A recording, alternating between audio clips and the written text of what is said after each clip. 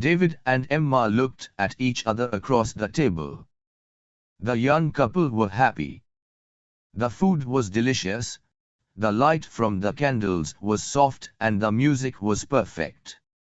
David looked at Emma's beautiful smile. All the pain of his last breakup disappeared. All his doubts and fears about love had gone. His hand reached out and touched hers. "I want to ask you something." David searched her eyes. Could she guess what was coming? Her smile made him feel brave. She held his hand. "Don't worry. Whatever it is, I'll probably say yes." He felt so excited. He was about to ask the most important question of his life. From the corner of the restaurant, a strange man watched them. He sat very still at his table. He held a menu but he wasn't reading it. Instead, his cold eyes looked only at the young couple. Back at their table, David suddenly felt nervous. "Excuse me," he said to Emma. He pushed his chair back and went to the toilet. As he looked in the mirror, he told himself, "Come on, David, come on. You can do this, mate. She's crazy about you." Feeling ready, he went out of the bathroom. He almost walked into the extremely tall man who was waiting by the door. The man's eyes were a cold, bright blue. His face was pale with a sharp, pointed nose and thin, pale lips. "Oh, sorry," said David. "Which one?" the man hissed. He spoke with a strong and strange accent. David had never heard that accent before. For a moment, David was confused. Then he realized what the other man meant. "Oh, this one," said David, helpfully. "This is the main toilet." David went back into the restaurant. He reached for the ring in a box in his pocket. It was time to ask her. The taxi ride home was wonderful. The happy couple discussed their future life together. They shared their sweet feelings about each other. "The night I asked you to marry me," said David. "The night I said yes," replied Emma. "Just think, our whole lives together. Sharing, caring." He began. "Loving, giving." Emma finished his sentence. They smiled at each other in loving excitement. "You are so wonderful," said David. "And you are absolutely beautiful," said Emma. "I have never met anyone so lovely and kind. I'm so happy I could sing." They entered their block of flats, holding hands. A tall man watched them from the shadows. Which one? He asked himself. He watched the building. He was waiting for a light to come on to show him which flat was theirs. 1 minute passed, 2, there it was. The light went on in a third-floor window. He saw Emma for a moment as she closed the curtains. How many times had he stood on a corner like this? How many victims had he watched? Many corners. Many victims. His pale lips formed a thin smile. He moved out of the shadows to the door and pressed the buttons for every flat. The vampire was always pleased when people lived in flats. Sooner or later someone always let you in. Silly humans. They thought you were someone's pizza delivery. It was a kind of invitation, and that was all he needed to enter a home. He climbed the stairs to the third floor and walked down the hall. He didn't make a sound. He could hear the young couple laughing and talking. He put his ear against the door. He could hear what they were saying and he was happy. Young love made the sweetest blood. It was so full of life and energy.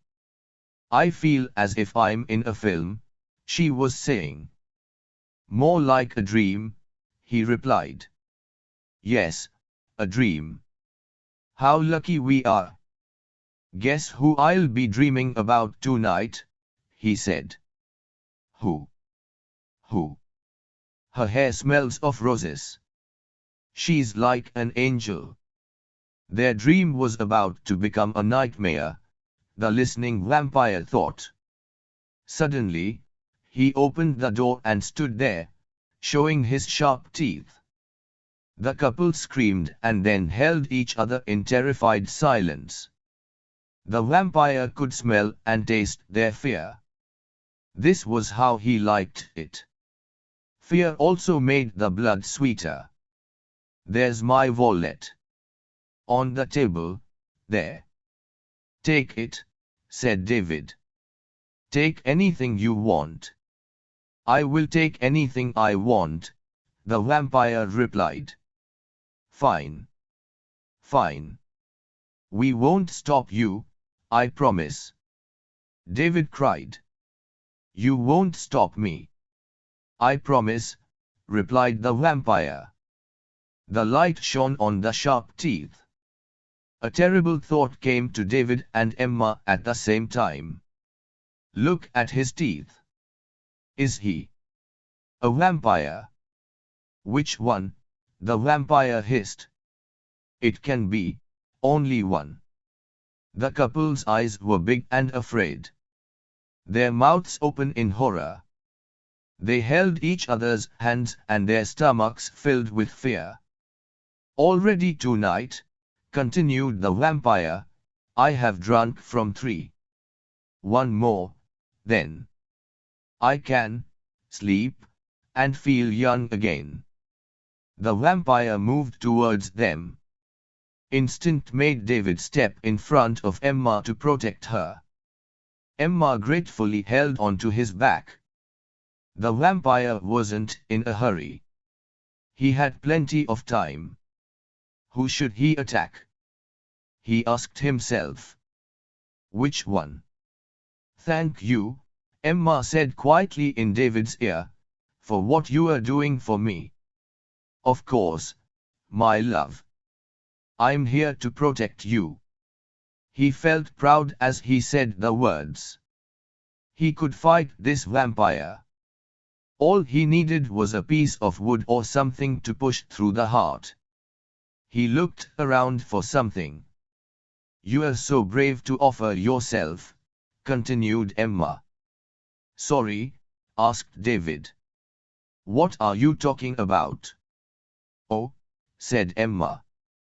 I just thought that with your love for me and everything. David and the vampire looked at each other.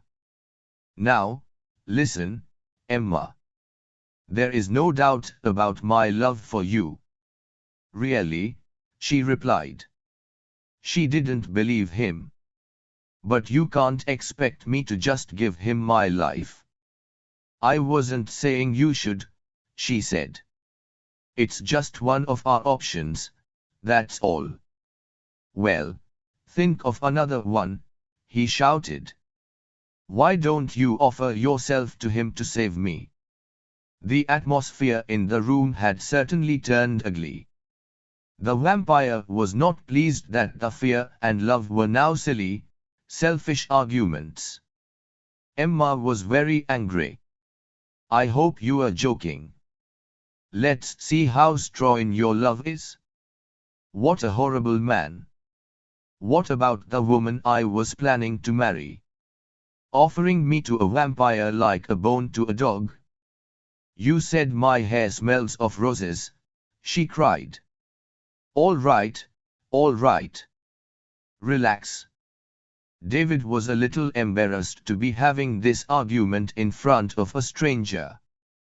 I'm an angel, you said, she carried on shouting. Must drink, shouted the vampire angrily as he came even closer. He wanted to make a quick kill. Then he could get away from these terrible people as soon as possible. His eyes opened wider and his teeth were bared. Which one? Her. David pointed at his future wife. Him.